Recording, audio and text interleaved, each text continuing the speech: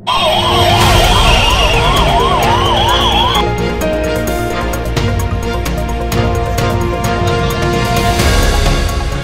12, 2015ರಂದು ಅಹಮದಾಬಾದ್ನ ಸರ್ದಾರ್ ವಲ್ಲಭಾಯ್ ಪಟೇಲ್ ಅಂತಾರಾಷ್ಟ್ರೀಯ ವಿಮಾನ ನಿಲ್ದಾಣದ ಬಳಿ ನಡೆದ ಏರ್ ಇಂಡಿಯಾ ವಿಮಾನ ದುರಂತ ಇಡೀ ದೇಶವನ್ನೇ ದಿಗ್ಭ್ರಮೆಗೊಳಿಸಿದೆ.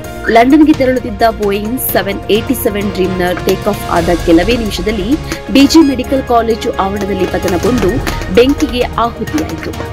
242 ಪ್ರಯಾಣಿಕರಲ್ಲಿ 241 ಮಂದಿ ಜೀವ ಕಳೆದುಕೊಂಡಿದ್ದಾರೆ. ಈ ಸಾವಿನ ಸಂಖ್ಯೆಗಳ ಹಿಂದಿನ ನೋವು ಅಪಾರ. ಹಲವು ಕುಟುಂಬಗಳ ಹೃದಯಗಳು ಒಡೆದು ಹೋಗಿವೆ. ಅವರ ಭವಿಷ್ಯವನ್ನು ಧ್ವಂಸಗೊಳಿಸಿದೆ.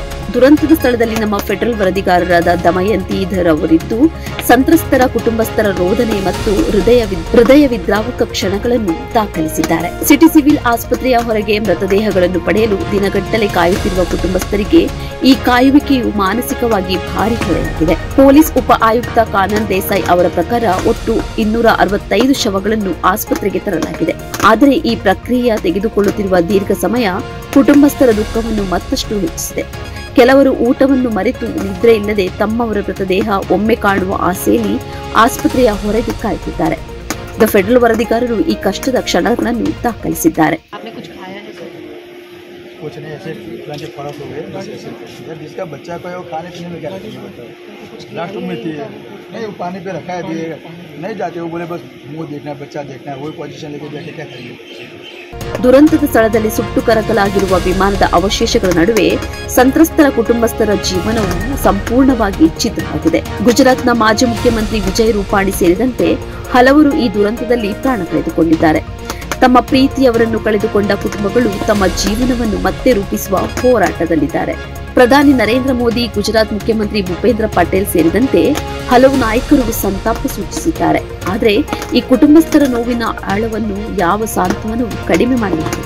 ಈ ದುರಂತದಿಂದ ಕುಟುಂಬಗಳು ಎದುರಿಸುತ್ತಿರುವ ಭಾವನಾತ್ಮಕ ಮತ್ತು ಮಾನಸಿಕ ಸಂಕಷ್ಟವು ಅಪಾರ.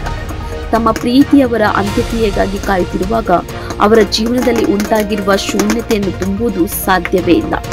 ನಮ್ಮ ಫೆಡರಲ್ ವರದಿಗಾರರು ಈ ಹೃದಯ ವಿದ್ರಾವಕ ಕ್ಷಣಗಳನ್ನು ದಾಖಲಿಸುವ ಮೂಲಕ ಸಂತ್ರಸ್ತರ ಕುಟುಂಬಸ್ಥರ ಈ ಅಗಾಧ ದುಃಖವನ್ನು ಜಗತ್ತಿಗೆ ತಿಳಿಸಿದ್ದಾರೆ. ಈ ಕಷ್ಟದ ಕ್ಷಣದಲ್ಲಿ ದ ಫೆಡರಲ್ ತಂಡವು ಅವರೊಂದಿಗೆ ನಿಂತು ಅವರ ನೋವಿಗೆ ಸಾಂತ್ವನದ ಮಾತುಗಳನ್ನು ಹೇಳುವ ಪ್ರಯತ್ನ ಮಾಡಿದೆ. ವಿಮಾನ ಪತನದ ಘೋರ ದುರಂತದಲ್ಲಿ ಮೃತಪಟ್ಟವರ ಕುಟುಂಬಸ್ಥರ ಆರ್ತನಾದ ಇಡೀ ಮೇಘನಿಗರದಲ್ಲಿ ಮಾರ್ಗಣಿಸುತ್ತಿತ್ತು. ಮಕ್ಕಳನ್ನು ಕಳೆದುಕೊಂಡ ಪೋಷಕರು ಅನ್ನಾಹಾರ ಬಿಟ್ಟು ರೋಧಿಸುತ್ತಿರುವ ದೃಶ್ಯ ಎಲ್ಲರ ಕಣ್ಣಾಡಿಗಳನ್ನು ತುಂಬುವಂತೆ ಮಾಡಿತು. ದ ಫೆಡರಲ್ ವರದಿಗಾರರು ಸಂತ್ರಸ್ತರ ನೋವಿನಲ್ಲಿ ಹಾಕಿಯಾಯಿತು.